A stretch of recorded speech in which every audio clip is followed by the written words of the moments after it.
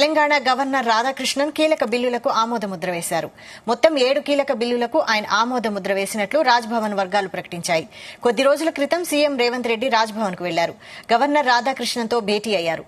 ప్రభుత్వం రూపొందించిన బిల్లులను ఆర్డినెన్స్ రూపంలో అమల్లోకి తీసుకొచ్చే అంశాలపైన, కొత్త బిల్లులపైన చర్చించారు. ఈ నేపథ్యంలో గవర్నర్ కీలక బిల్లులను ఆమోదించినట్లు తెలుస్తోంది.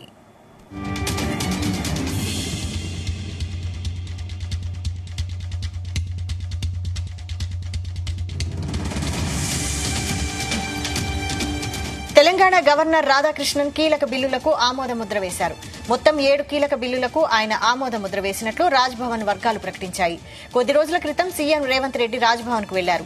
గవర్నర్ రాధాకృష్ణన్తో భేటీ అయ్యారు. ప్రభుత్వం రూపొందించిన బిల్లులను ఆర్డినెన్స్ రూపంలో అమల్లోకి తీసుకొచ్చే అంశాలపైన, కొత్త బిల్లులపైన చర్చించారు. ఈ నేపథ్యంలో గవర్నర్ కీలక బిల్లులను ఆమోదించినట్లు తెలుస్తోంది.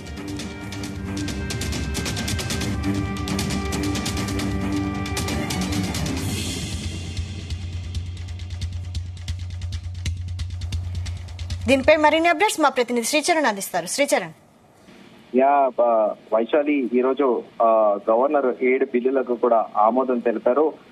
దాంట్లో అప్రూవ్డ్ బిల్స్ ఏవైతే ఉన్నాయో పంచాయతీరాజ్ యాక్ట్ కి చెందినవి 3, అలాగే ప్రైవేట్ యూనివర్సిటీ బిల్ తో పాటు టిమ్స్ కి ఒక బిల్లు, అలాగే మైనారిటీ కమిషన్ తో పాటు మున్సిపల్ అమెండ్మెంట్ యాక్ట్ కూడా ఉంది. అయితే కొద్ది రోజుల కిందట ముఖ్యమంత్రి రేవంత్ రెడ్డి కూడా గవర్నర్ సిపి రాధాకృష్ణన్ తో కొత్త బిల్లులు కూడా పై కూడా చర్చించారు. ఆ కొత్త బిల్లులో గత ప్రభుత్వంలో అయితే పెండింగ్ లో ఉండేటివి మున్సిపల్ అడ్మినిస్ట్రేషన్ బిల్స్ తో పాటు పంచాయతీరాజ్ అలాగే ట్రైబల్ యూనివర్సిటీ ఉండే.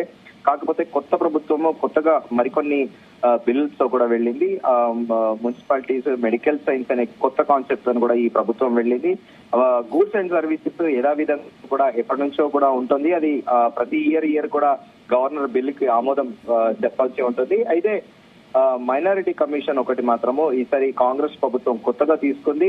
సో ఇప్పుడున్న వీటన్నిటి పైన 7 బిల్లులతో వెళ్తే ఇప్పుడు ఓవరాల్ గా ఓల్డ్వి కొత్తవి 6+3 9 బిల్లులతో వెళ్తే ప్రస్తుతం గవర్నర్ 7 బిల్లులకు కూడా ఆమోదించాడు. మరోసారి కూడా మనము ఆ బిల్స్ ఏంటో కూడా చెప్పుకుందాము.